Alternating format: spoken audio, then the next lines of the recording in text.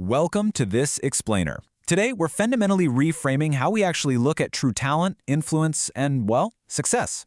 So often, we get completely caught up in this idea that to be talented, you absolutely have to be in the spotlight. We think, if we aren't famous or if our work isn't constantly getting standing ovations, then our skills just don't have value. But what if I told you that the modern world is actually held together by people whose names you will literally never, ever know? What if the very things you think make you quote-unquote boring or ordinary are actually the exact ingredients for world-changing impact? Get ready, because we're going to totally flip the script on what it means to be truly talented. Okay, let's dive right into this. Quick question. Can you name the person who invented the Wi-Fi you're using right this very second? Seriously, right now. You might be watching this explainer on a phone at a coffee shop or maybe on a laptop in your living room.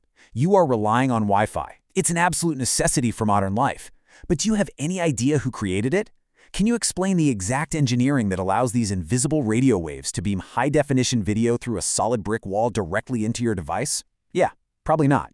We rely on this absolute miracle of technology every single day, and yet the genius who made it happen is a complete stranger to us.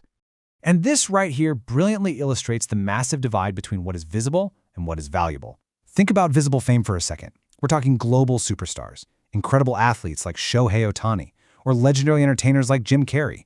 They possess a kind of talent that's inherently flashy, right? It's meant for a stage, it draws huge crowds, and it generates immediate applause. But then, consider invisible value. Ohtani uses a smartphone off the field. Jim Carrey flies on airplanes engineered by quiet aeronautical experts.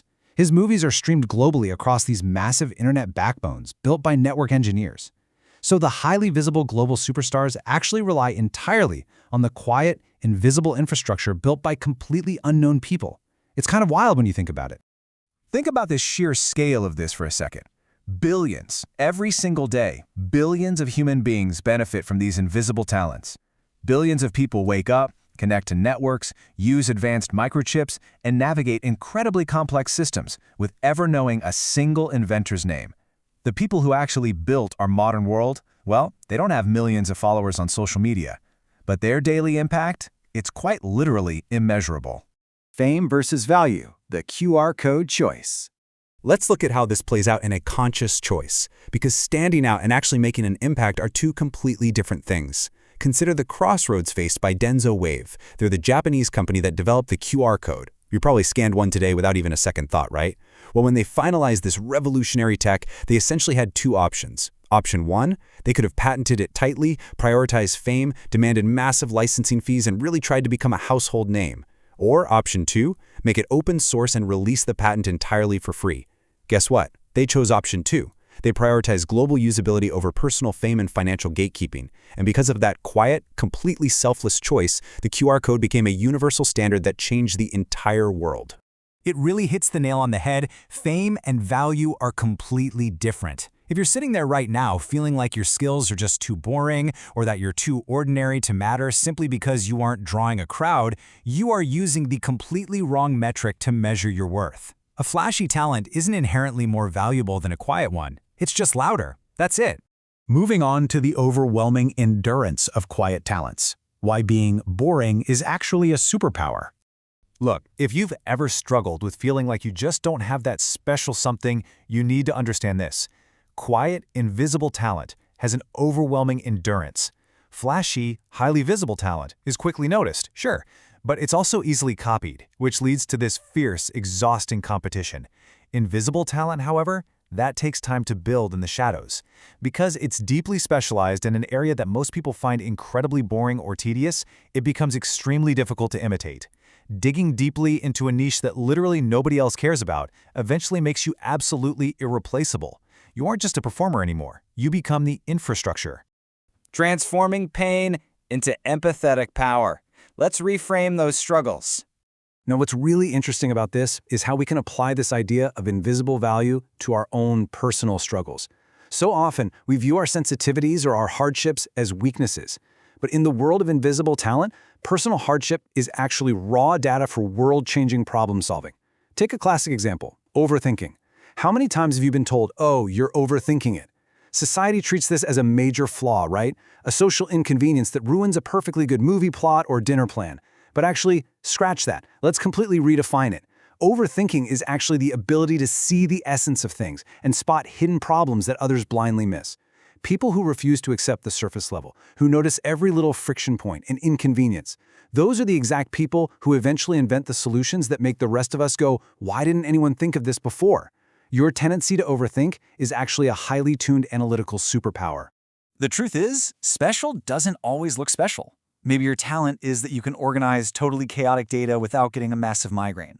Maybe it's that you're intensely perceptive of other people's emotional pain because, well, you've experienced it yourself.